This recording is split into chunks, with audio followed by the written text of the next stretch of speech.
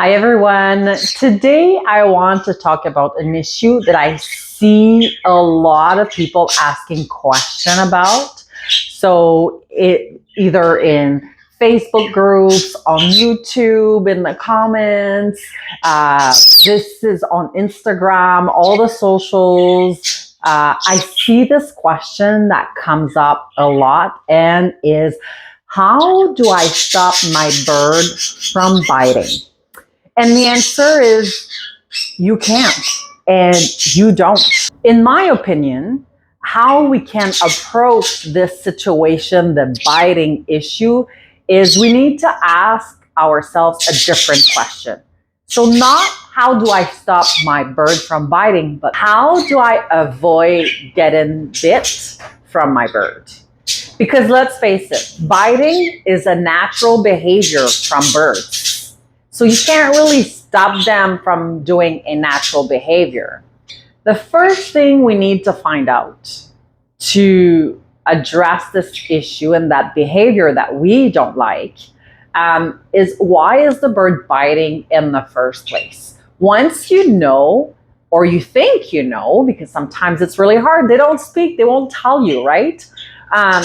Once you find out why they're biting, then you can be proactive and avoid getting bit by your bird.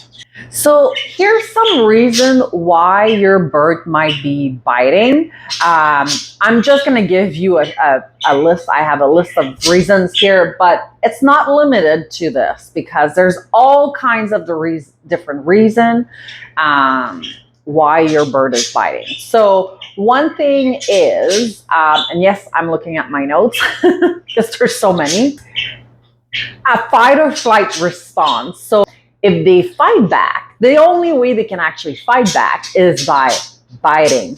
Now, if your bird is clipped, your bird will most likely bite more often, especially if you're not respecting his boundaries or listening to the body language, because your bird doesn't have that option to fly. So the only option that bird has is to bite. So again, that's another reason why I disagree with wing clipping, but that's a whole other subject. They can bite if they are scared of something. So if they're scared of an object, they might bite. If they're scared of something on you, they might bite. I have to say that I was getting my nails done for quite a bit. I want to say maybe a year ago.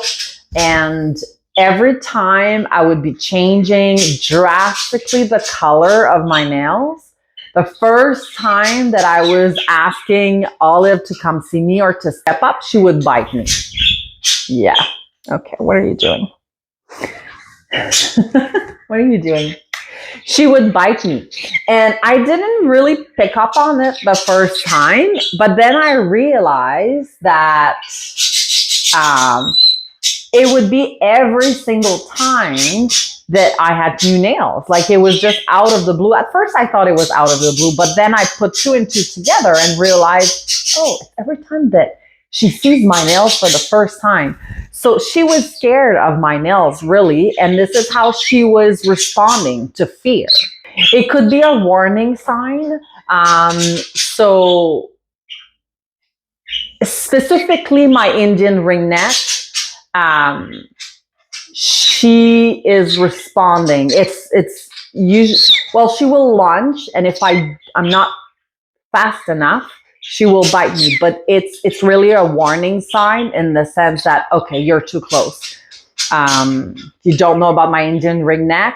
She was an untamed 6-year-old bird that I got from a breeder almost a year ago, and she was not being handled properly, so she's very scared of hands. And if I don't respect her boundaries, or I push, I'm too close, or she feels trapped, she's gonna warn me, back off. And this is gonna happen through a bite. I want to demonstrate what I mean by if I'm too close to her. So this is, we'll see my Indian ringneck. So look at this. Did you see? She's not biting, but she's showing me, I don't like it. I've been working. There's a series coming up. Actually, I've been working on trying to touch her head. So I've been training her, but never on my hand like this. But did you see the body language? She's showing me that, okay, if you're coming too close, I will bite you. It could be hormonal. So a bird that is highly hormonal tends to bite more out of the blue, being aggressive out of the blue. It's like the excitement or the frustration of being hormonal and all of this. For some reason that I personally don't really know the science behind it, I guess, but most of the time, not always, but most of the time when it's very out of the blue, it's due to hormones. Aggression as well. So a bird can be an aggressive bird, which I don't like to say a bird is aggressive, but again, Lucy, she was labeled as an aggressive bird when I first got her. And yes, fair enough. As soon as I was putting my hand in her cage, she would bite me, right? Every time I was getting closer to her, she would bite me. She still has a little bit that response sometimes when she's overwhelmed, which is a bird being overwhelmed could fight back, which is biting. When she feels overwhelmed, she's going to have, yes, you're talking a lot, eh? She's going to have that response to lunge back at you and bite you. I find that those warning or are not necessarily like a strong holding on bite. It's more so like a back off type of bite. I find also that when a bird in a very heightened state, and I use heightened because a bird that is excited can be really happy to see you or excited to train. And it's not necessarily, it's not aggressive, right? But it's in a heightened state. There's a lot of birds that actually, parrots that learn how to speak in a heightened state, which can lead sometimes to aggression. It's hard for me to explain this, but put it that way. The heightened state, the excitement, is very close to aggression and can flip over really, really quickly. I find that I see this a little bit with her because she gets heightened really quickly. And I find, I've never worked with a cockatoo, but from what I've seen with other trainers, cockatoos tend to flip the switch, tend to flip really fast from being excited. So heightened to aggressive. I find also that there's different type of bite. Like I said earlier, there's that lunging, biting, that it's not holding. It's just a quick bite to, I'm snapping at you because this is a warning, like back off or whatever. And there is the biting and holding on to.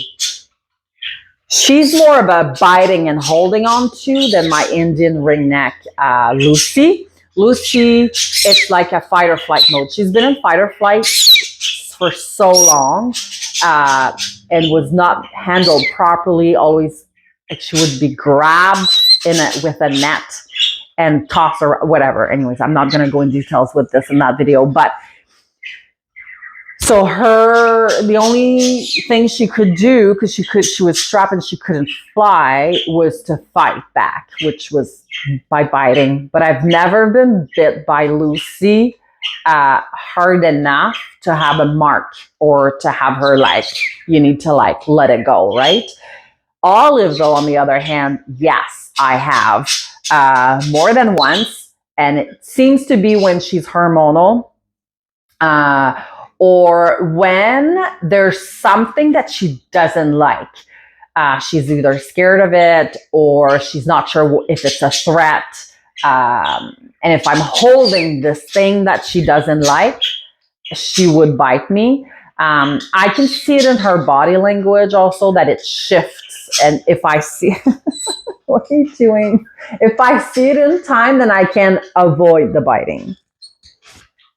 She's going crazy right now. You're going crazy. You're going crazy, little baby. Yeah. There is other reasons. Those are the one that came on top of mind. But if you think about another reason why your bird is biting, put it in the comments below. I think it's really helpful to a bird owner to know different reason why birds are biting. I'm going to have to put her away because she's wanting my attention and I'm not giving her any. But yeah, put it in the comments below because I think it's going to really help other people figure out what's going on with their birds and why they're biting. Once you know why they're biting, it's easier to avoid the bite. Now that we've talked about all the many reasons that there is for your bird to bite, let's talk about how to avoid the biting now that we know why they're biting. I think you need to read your bird's body language. Every bird has a different body language, even in the same species. So if I say, for example, 2 conures might not have the same body language, 2 Indian ringnecks might not have the same body language because they're all different, right? There are similarities, but they still are a different bird with a different story, a different past. So it's important to really observe your bird, take that time to do it and see when they're biting, what is their body language before the bite, right? This is really going to help you to avoid it because you will see, now I can see Olive, when she's being weird, I have a video, can't remember which one, but she was acting really strange and I said, okay, you're being weird. I'm going to put you back in your cage. In her body language, I felt like she was getting unpredictable and she could just like bite me out of the blue. Distracting your bird when you see that the body language is not good. It's showing off signs that your bird might bite. To distract your bird by doing some training or some target training. I find target really good for that, to distract the bird and redirect their attention to something else, to snap them out of their aggressivity or their hormonal behavior or the want to bite. If you see that your bird usually bites when they're in a heightened state, to calm them down by target training really helps. There's something that I do with my conure, especially when she gets hormonal and bitey. When I come back from work or in the morning, if I see that she's being like really heightened, she's in her cage and she's like freaking out, she wants to get out, I will do some target training before in her cage. So my birds are trained to touch the target slowly, calmly, kind of. So the first few ones, sometimes it will be aggressive, which I will not click, but I will still reward because they still touch the target. But then there's a way to advance the target so that they reach for it. So I'm calming her down in her cage before I let her out.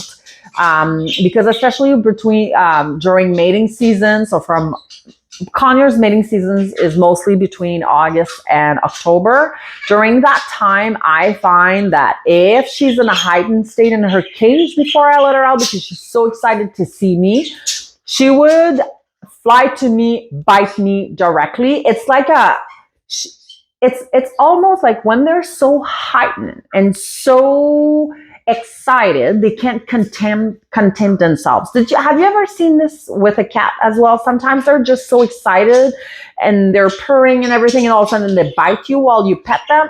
I think it's kind of similar. So by doing a few targets in the cage, it calms your bird down, and it's putting them a little bit in the training mode as well. So redirecting their attention to something else, and then they're not interested to bite because they're interested in training and getting treats. So given that a lot of biting issues are coming from hormonal behaviors, it's to try to avoid.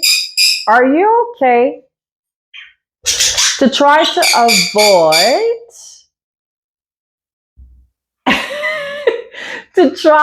avoid any hormonal trigger. I will make a video about this in the near future, but avoiding hormonal triggers so that they don't become this hormonal dinosaur wanting to bite you all the time and being possessive over their person. Sometimes they're just not in a good mood. So and especially if they don't sleep well, like just like us, if you don't have a good night of sleep, you're just going to be in a, not in a good mood the next day, and you're going to be a little bit more moody, and, it's just the way it is, right? Well, birds are a little bit the same. They need a good night of sleep. So if your bird is biting a lot and can't really figure out what's happening, well, maybe they don't have enough sleep. Maybe they don't sleep well. Is your bird's cage in a hallway, in the kitchen, in the living room, where you watch TV until midnight, where you have friends over and you're talking until 2 a.m. in the morning? Like, where is your bird when your bird is sleeping? Are they actually in a place where they're in the dark and, oh my God, she is losing her shit. I'm going to go get her. It's really, really important that your bird gets a good night of sleep, close to 12 hours, 11 minimum, in the dark with no noise. If you can't really have that, you can also get a sleeping cage and just have them sleep in a tiny cage, and you put them in a room where they won't get waken up in the middle of the night by something. So this is something that could really help your bird being in a better mood. All right, so these were my little tips on how to avoid your bird's bite. Now, do I still get bit by my birds? Yes, I do. Do I get bit by my birds often? No, I don't. Because I follow all these tricks. Reading your bird's body language is a big one. I find that almost every time I get bit, it's because I'm in a hurry, and they're kind of reflecting that heightened state that I am in. And because I'm in a hurry as well, I am not reading their body language. I don't take the time to look at what they're doing, and then I get bit. So look at your bird's body language and figure out why they bit you, and avoid it the next time. And she just pooped on me. Okay, bye.